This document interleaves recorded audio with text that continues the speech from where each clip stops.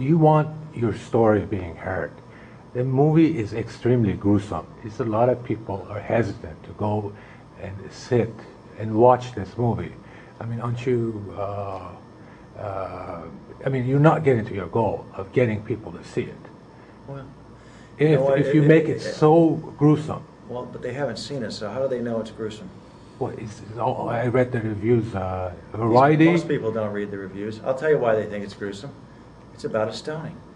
I don't know how you do a stoning user-friendly. You know, it's like, to me, it's a disservice to the women who've been stoned to death.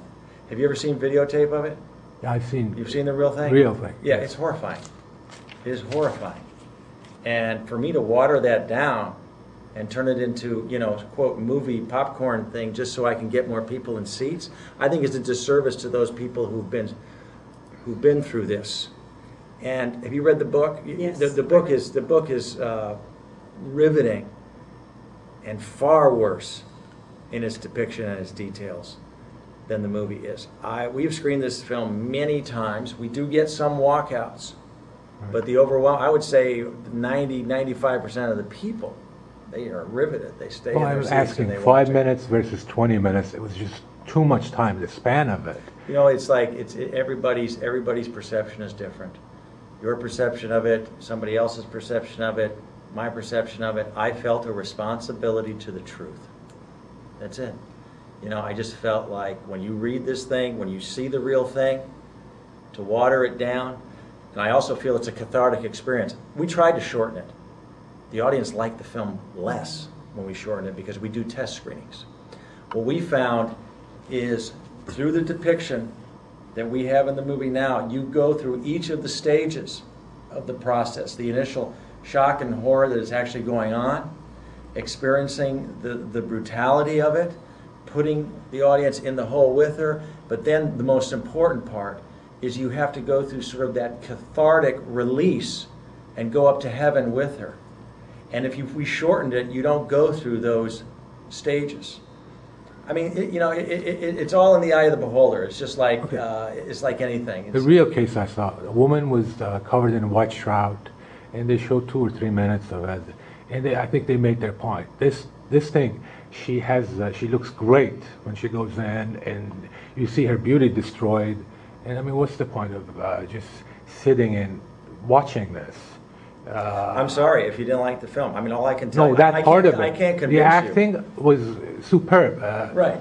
You know what? You should read the book. You should read the book. The movie is very truthful to the book, but the book is even worse in terms of the descriptions, in terms of what she was wearing, how she was dressed, how she was placed in there, the sequence of the stoning, who threw when and what is all exactly depicted as it was in the book. Look, this movie is not for everybody, okay? This movie's not for everybody. This movie's made on a small budget. It's being released in very select theaters. We're not competing with Terminator, with Star Trek, or any of this. And I believe in a way you have to be uncompromising in your approach to this, just out of deference and respect for the people who've been through this, you know. What intrigued me, sorry to interrupt, as an Iranian American is you can't speak or read Farsi. How did you write the script and direct the Farsi scene? No, I can speak it. Oh, you can? Okay, because that's but not I what tell it says people in I here. can't speak it because I like to hear what they're saying about me. It's a good one. The other thing is I don't speak it real well, and I don't read it right. So how did you, I heard some of it was improvised. How do you direct if Farsi is your second language? You know what, it's like if it's your second language also, you understand a lot. Doesn't mean that you can't, I mean, I'm able to initiate conversation, but look, I had Farsi advisors, I had cultural advisors, I had language advisors, I had a cast of Iranians that I was working with. I had my father there. We had plenty of help and access to experts for authenticity's sake. Doing Sahib Jan, his Persian was worse than mine. Really? Yeah, when I called him, I started speaking to him in Farsi, my pidgin Farsi, and his was worse than mine. So, you know, he was born and grew up in France. He'd never stepped foot in Iran until he was 21 years old.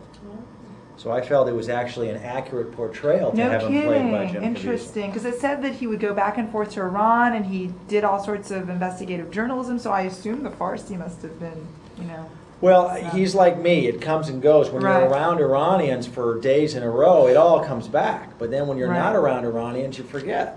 You know, especially when you want to initiate it. Are you Iranian too? No. I've got another question. Are you familiar with Edward Said and concept of New Orientalist work? Your work I watched is similar to Khalid Hosseini's Kite Runner. It's kind of like stereotypical of Middle Easterners. The character of the man, Navid, which I actually didn't like at all, is totally exaggerated. I mean, it's a guy who hits his wife, is looking for a 14-year-old to marry. I mean, it's extreme. In real life, I mean, you don't have this for a Middle Eastern man. I mean, You don't have this ever? it could happen, but it's not typical. Well, you know They what? judge us. Once again, I'm going to say this again. You need to read the book. Well, Yeah. what if the book is wrong? I mean, it's fiction. No, it's not. No, it's not. It's based on a true story, No, but he's this is fictionalized. This is This is his nonfiction. journalistic He's a journalist. account Okay. of the. He's a journalist. I mean, I don't know what to tell you. If I changed it, then somebody would say, well, why did you change it from the book? You know, but I've been through that. It's just like, but if you're telling me that there's no spousal abuse, But you want people to see your movie. I mean, if you make So- it in a way people are turned off by it, I mean, you do so yourself I have to a make disservice. everybody likable? I mean, this is movie making is about. I mean, you're not doing it like Movie they're making not. is about telling the truth. It's journalism. It's based When on, you make a documentary, it's based on a book by a journalist. I'm trying to tell the truth as he experienced it and as he heard it from Zahra Khanum. right? Okay? I don't know what else to tell you. It's just like my job is to tell the story as accurately as I possibly can. Okay. What about your prior work, The Path to 9/11, a series you did for TV? You got a lot of criticism for Yeah. that one too. You know, when you take on difficult material, you're gonna upset somebody. I can't please everybody, and if I tried to, I think the movie would be a failure. Path to 9/11 had 28 million viewers. It was a #1 in the ratings. Right. It was a huge success. But you still want to do it, even though you know you might make a mistake somewhere. If I sat around and just thought about mistakes I'm going to make, I'd be paralyzed. I wouldn't be able to do anything.